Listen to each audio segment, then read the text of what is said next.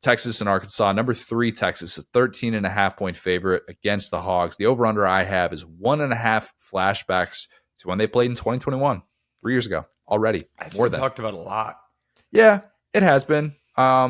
It's relevant in some ways. I think it was a really relevant game for what Arkansas was obviously building post Chad Morris to be able to win that game 40-21. Texas at the time is overrated. You kind of knew it early in the season, but they had just beaten Billy Napier's Louisiana Lafayette team in 2021 to start off the year, and that was seen as like, oh, nice little win for Sark to start off. But his first true road game, and it was a sign of things to come. I mean, Arkansas ran all over them. They ran for 340 yards that night against that Texas defense, who ended up being a bottom 20 run defense that held them back from making the postseason that first year with Sark. And with Arkansas, that of course became their identity. They embraced the Hog like none other in 2021.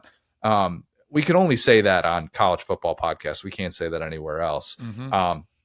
But it's a much different matchup 3 years later. Of course, we know that. And Sark and Pittman are at different places with their respective programs. Arkansas is coming off of a bye after Ole Miss stomped them and took their lunch money in Fayetteville. And once again, Arkansas will welcome an elite schemer and perhaps another elite veteran quarterback, depending on how you think of Quinn Ewers. This is obviously a time that Texas has to attack downfield. This is where Arkansas has been vulnerable. And it's not full-on 22 levels of that secondary. It's not that bad, but this defense has allowed 9 passing plays of 50 yards. Won a game of 50 yards where you're just getting cooked that badly. New Mexico State, only FBS team that's allowed more than 9 plays of 50 yards. The Austin American Statesman had this stat about Ewers that I think is something that you've talked about a lot. You know, the Ewers draft discussion, for my money, is different than who he is as a college player, but this is kind of tied to both. His average depth of target this year, Will, is 6.3 yards. That is the lowest of any regular FBS starter. He is 28 for 62 on passes that travel beyond 10 yards. It's telling. It really, and I've liked Quinn Ewers' deep ball in the past, and it just hasn't necessarily been there this year. I don't think you can just say, well, he doesn't have Xavier Worthy, he doesn't have A.D. Mitchell anymore. I think it's more than that. And I think you've kind of spoke about that, at least even early in the season when it seemed like we were talking about him as one of the 2 or 3 best quarterbacks in the sport. But it's pretty telling that in addition to that stat, the guy with the most 20-yard catches for Texas, tight end Gunnar Helm. Nice player. Probably not popular, to have a tight end leading that stat, unless it's Brock Bowers or something like that. But Isaiah Bond, I don't even think Ryan Kyle Wingo. Pitts led his team with that stat because they had Tony. It's a good point. Yeah, I was going to say Grimes Pitts, had a lot. Yeah, they had some burners on that team in 2020 Florida. Now I'm going to have to look that up. That's an interesting question, but it doesn't happen often. Yeah. All right, it's just not the most popular thing. Isaiah Bond, Ryan Wingo, they lead the team right now with 2 catches of 40 yards apiece. It's not a whole lot for your 1 and 2 wideouts. In SEC play, Texas has 4 pass plays of 40 yards, 2 of which were by running backs. That's not exactly a reliable deep ball in the way that you would have expected with someone of Quinn Ewers' pedigree. How much of that is personnel? How much of that is just Ewers kind of looking off on the downfield shots? And maybe some of it is injury. Maybe it's not injury at all, but it's just been who he is this year. I got to think. Crazy about that too. Like, as you say that, we've kind of honed in on these first quarter picks that Quinn Ewers has. The ones that I can vividly imagine with my mind are downfield shots. He had one like that against TCU last year. So it's almost like, here's a weird non-Arch Manning comp for you. Like Peyton Manning's last year when he was with the Broncos, he was like, no, I'm still Peyton Manning. I'm going to try to be ducks. Yeah, he was throwing these ducks. And it's like Quinn Ewers is like, guys, I do have an NFL arm. And he'll throw like this ridiculous pass that gets picked off. And he's like, actually, got to hit the tight end here. So like, I guess I'll give him credit for trying. But to your point, yeah, I'm not sure how much of that is, you had basically 3 great receivers last year. I don't want to do the good to great comparison, but some deep threats at receiver Whittingham last year. too. It's a good point. Yeah, exactly. And that was a big thing that was made at media days, was that they kept 3 receivers on the field at almost all times, and they're working in 3 new guys, and so point being, like, yeah, the trust in there. Yeah, he's been kind of injured, but I think it's the fact that he kind of maybe thinks he has like 100, like a top 1% arm, whereas he might have like a top 20 or 30% arm, and he trusts it early in games, and then it bites him, and he goes, well, wait a minute, I'm going to run Sark's system.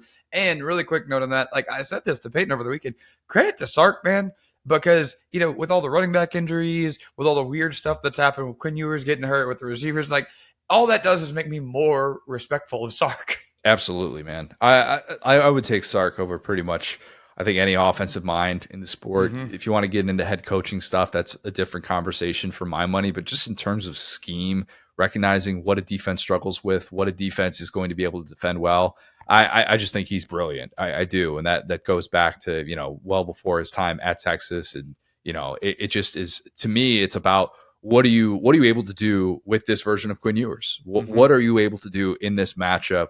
And that's going to be kind of a theme today. Is there are going to be some very obvious things that teams should be able to take advantage of, but can they? Because you can think one thing and then see another, and you could think that Quinn Ewers can throw that deep ball, but if it's just not there in the ways that it was last year, and you can go back and watch stuff last year, shoot, go back and watch 2 years ago against Bama, some of the deep balls that he was throwing. It's just been a little bit different. So can you do that in this game? Can you expose this Arkansas secondary that has had those issues? And look, on the flip side, I don't really know what to expect from this Arkansas offense week to week. You know, is Taylor Green going to stay healthy for a full game? I don't know. I can't sit here and tell you that we're not going to see a ton of Malachi Singleton in this one. Does that matter against a Texas defense that's still one of the nation's best? Am I perhaps looking past the issues that Texas has had at times defending the run, and maybe that's going to play perfectly into Arkansas's hand and what they want to do and how they want to embrace the hog? Maybe. I can't say embrace the hog enough, and I'm going to bring it up whenever I possibly can. I'm still going to say that Texas is going to force some of those mistakes with Arkansas's passing game. And by the way, Texas has allowed more than 175 passing yards once all season, and it was the Michigan game. The Michigan game, when everybody realized that Michigan had a real quarterback problem, Texas, that was their worst game against the pass this year. That group should feast on third and longs. It's really tempting to say Arkansas gets up off the mat. You know, they give Texas a down-to-the-wire fight. I could definitely see a world in which it's a 3-point game. But I'm going to go Texas to win kind of big, 35-17. Maybe it's a little bit close early. Maybe we do get a Quinn Ewers pick in the first quarter. But I think Texas pulls away late. Yeah, I'm right there with you. And, you know, I've talked all season about Travis Williams, how much I respect him. But he's had like a couple of interesting performances. Not great. You know, it's like with a defense, you could often go, okay, what is this team good at, right? Like at least they can do that. With his defense, it feels like, you know, they are kind of looking for an identity, which is weird because I would have said they had that like early in the season. And when you have this great schemer like Sark, and that's kind of the point I was making. Like I've had so many conversations with different fan groups, and they're like, yeah, Quinn Ewers is mid, whatever. It's like, buddy, you better believe that Quinn Ewers is good, because if you think he's mid and he's doing this, Arch Manning going to be mid probably in a couple years. You know what I'm saying? So same deal here, which is that, you know, if you're going to go kind of tie goes to the better coaching staff, I think right now, you know, given kind of a situation in Florida where they did have a defense that was putting it together with similar style, that 3-3-5 tight. So I think it's two teams that are kind of similar in back-to-back weeks. Obviously not a quarterback, right? But it's the fact that they've already seen a lot of these things from a defensive standpoint. I think Sark's probably going to eat again.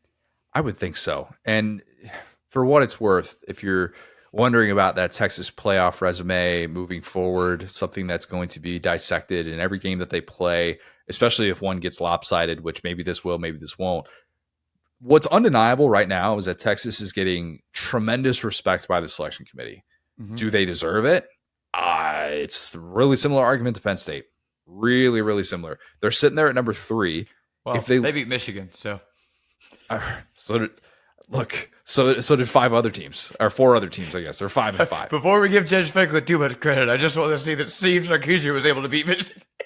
I mean, look, 1 year sample size, a little bit different to judge Penn State based on that, and a Michigan team that won a national championship last year. But like, you can think that they are overrated right now. Mm-hmm.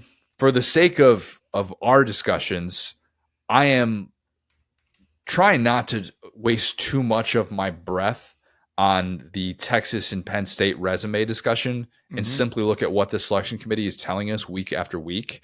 I think sitting there at number 3 for Texas even if they lose to A&M, and maybe it's a close game that they lose, that obviously would bode a lot better as opposed to having a blowout loss and then you get left out of the SEC championship.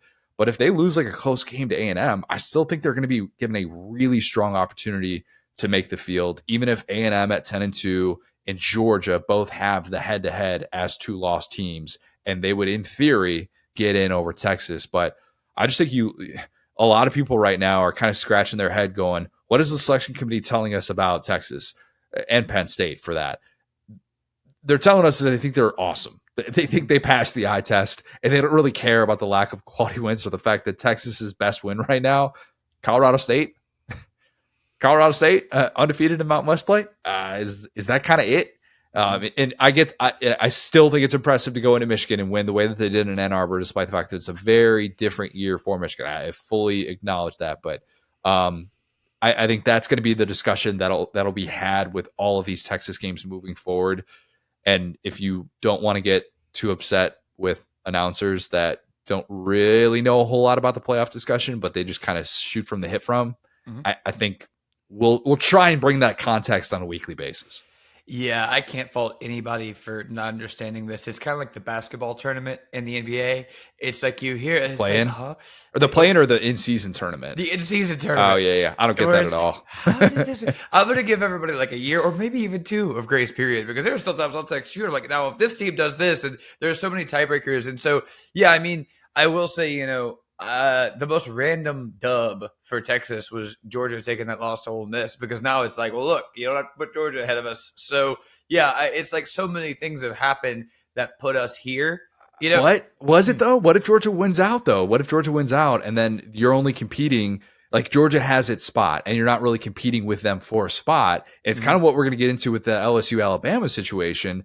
And all of a sudden, like if Georgia just has its spot and then it's Texas versus everyone else, and you just have to beat A&M to be able to kind of like earn that spot, does that change it? Maybe all of a sudden, Georgia losing is actually bad for Texas. Like there's just so many different layers to all of the cluster right now at the top of the SEC. And we get to see too. Now, granted, this is a 2-loss Alabama team, but like I've often wondered the brands in the SEC, how the new committee and the new system is going to view them.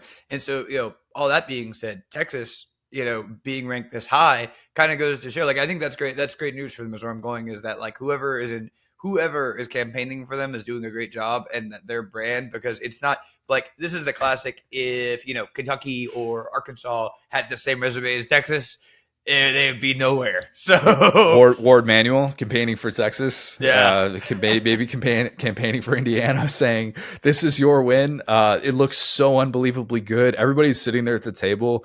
Guys, we don't have any quality wins for Texas. What are we doing here? Ward Manuel's like, I beg your pardon. The Wolverines are the defending national champs. How dare you say anything negatively about them? By the way, let's just put Indiana ahead of Tennessee. Let's do that. And Ward Manuel is the one banging the drum for the quality of wins. Mm-hmm. All right, well, I think you're ready to discuss LSU in Florida. I think you are. Oh, I do want to do a quick playoff thing first. Look, if this holds and Alabama travels to Indiana, you got to go to that game. Buddy. When I saw that, and I have been critical of the fact that on the ranking show that they are showing us this live bracket. I'm just of the belief, just give us the rankings and then do the bracket afterwards. Don't try and do it during it.